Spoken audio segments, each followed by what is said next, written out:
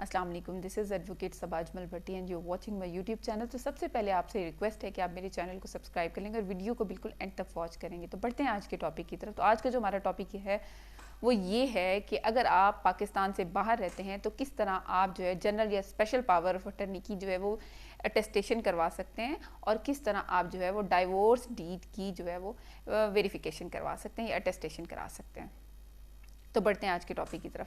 अगर आप America, Canada या दुबई या सऊदी अरब में रहते हैं तो आप किस तरह जो है वो अपनी दस्तावेज़ जो है मुख्तारनामा ख़ास या मुख्तारनामा आम उसकी तस्दीक कैसे करा सकते हैं। तो मैं आज आपको ये बताऊंगी और उनको तस्दीक कराना क्यों ज़रूरी है। आप जब किसी को मुख्तियार मुकर्रर करते हैं तो मुख्तियार मुकर्रर करने का मकसद आपका ये होता है कि वो शख्स जिसको आपने अपना मुख्तियार मुकर्रर किया है वो आपके बिहाफ पे किसी भी जगह एज अ नुमाइंदा पेश होगा। वो आपका नुमाइंदा है जो आपकी पार्ट्स को इस्तेमाल करेगा। हो सकता है वो आपकी तमाम तर पार्ट्स को इस्तेमाल करे, हो सकता है आपने उसे कोई स्पेशल पार्ट दी हो जिसको वो इस्तेमाल कर सकता है। अब ये मुख्तियारनामे के अंदर दर्ज होगा कि आपने उसको तमाम तर इख्तियारात दिए हैं कि वो बतौर नुमाइंदा तमाम तर फ़राइज़ सर अंजाम देगा, या आपने उसे कोई स्पेशल पावर दी है कि मेरे बिहार पे अब ये काम सर अंजाम देंगे। अब वो नुमाइंदा जो है आपके बिहार पे रजिस्ट्री भी करा सकता है और वो नुमाइंदा आपके बिहार पर अदालती कार्रवाइयों में भी पेश हो सकता है, अदालती केसेस में पेश हो सकता है आपके नुमाइंदे के तौर पे। और आपका नुमाइंदा बन के वो जो है तलाक का सर्टिफिकेट भी यूनियन कौंसिल से जारी करा सकता है। और वो किसी से पेमेंट वसूल करनी हो तो पेमेंट भी वसूल कर सकता है और किसी को पेमेंट करनी हो तो वो पेमेंट कर सकता है। और जितने भी इख्तियारात उसको मुख्तियारनामे में दिए गए होंगे उन तमाम इख्तियारात को जो है वो इस्तेमाल कर सकता है।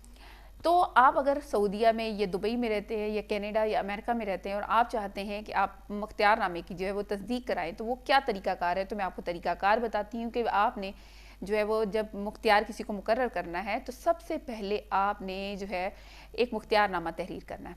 मुख्तियारनामा तहरीर करने के बाद मान डालने हैं, उनके आईडी कार्ड्स का होना ज़रूरी है और आप उस पर अपना शनाख्ती कार्ड अपना भी लिखेंगे, अपने शनाख्ती कार्ड की कॉपी लगाएंगे, साथ में पासपोर्ट साइज़ की तस्वीर लगाएंगे। मैं अगेन रिपीट कर देती हूँ, पहले आप मुख्तियारनामा तहरीर करेंगे उस शख्स के नाम जिसको आप अपना मुख्तियार मुकर्रर करना चाहते हैं। उसके साथ आप अपने गवाहों की जो है वो शनाख्ती कार्ड की ना सिर्फ कापियाँ लगाएंगे बल्कि 2 गवाहान की तस्दीक भी लाजमी करेंगे और अपनी पासपोर्ट साइज़ की तस्वीर लेंगे और मुख्तियारनामे की चंद कॉपियाँ करवाएंगे और गवाहान की शनाख्ती कार्ड की कॉपी करवाएंगे और अपने शनाख्ती कार्ड की कॉपी करा के इन तमाम चीज़ों को हमरा लेके आप जो है वो एम्बेसी में चले जाएंगे। एम्बेसी में जाने से पहले आपको उनसे जो है अपॉइंटमेंट लेनी पड़ेगी। अपॉइंटमेंट लेने के बाद ये है आपका बेसिक प्रोसीजर। हो सकता है कहीं ना कहीं किसी रीजन में किसी इलाके में प्रोसीजर जो वो वेरी कर रहा हो, डिफरेंट हो, तो आप जो है उसको गूगल कर लेंगे, चेक कर लेंगे, जिससे आपको मालूम हो जाएगा कि कोई फर्दर डॉक्यूमेंट तो नहीं है जो कि आपकी जो इसके साथ लेके जाना ज़रूरी है। तो अक्सर क्लाइंट्स का ये होता है कि हमारे से एम्बेसी बहुत ज़्यादा दूर है और हमें जो है वो दूर चल के जाना पड़ता है, हमें अपॉइंटमेंट लेनी पड़ती है, हमारा पूरा दिन ज़ाया हो जाता है। तो उनके सवाल का सिर्फ एक जवाब है कि आप गूगल कर लें। बेसिक डॉक्यूमेंट्स तो यही हैं जो मैंने आपको बता दी हैं और इसके अलावा अगर कोई भी दस्तावेज़ है तो वो आपको गूगल से पता चल जाएगी। तो इसके बाद अगर आपका तलाक का सर्टिफिकेट है, आपने किसी को तलाक देनी है और आप तलाक का सर्टिफिकेट जो है वहाँ से एम्बेसी से तस्दीक कराना चाहते हैं और वो नहीं करते, क्योंकि जो दुबई और सऊदीया के लोग हैं उनको अक्सर ये कंप्लेन आती है कि एम्बेसी जो है वो सर्टिफिकेट उसकी तस्दीक नहीं करके देती। तो अब चंद माह हुए हैं जब मेरे क्लाइंट से मुझे इल्म में आया कि वो उसकी तस्दीक करना शुरू हो गए। सो इसमें परेशानी की कोई बात नहीं, अब आपकी दस्तावेज जो है वो तस्दीक हो जाया करेगी। लेकिन आपने जो मुख्तियारनामा लिखा है, मुख्तियारनामा अगर वो तस्दीक नहीं करते तो मुख्तियारनामे के अंदर आप एक चीज़ लिख देंगे, मैं फ़लाँ को फ़लाँ तारीख को फ़लाँ बिन्त फ़लाँ उसको जो है इस जो है वो कॉज की बेस पे जो है वो तलाक दे रहा हूँ। तो उसके अंदर अगर आपने ये लिख दिया और उसमें लिख दिया जिसको आपने अपना मुख्तियार या नुमाइंदा मुकर्रर किया कि वो मेरे बिहाफ पे पेश होके यूनियन कौंसिल से सर्टिफिकेट जारी करा सकता है।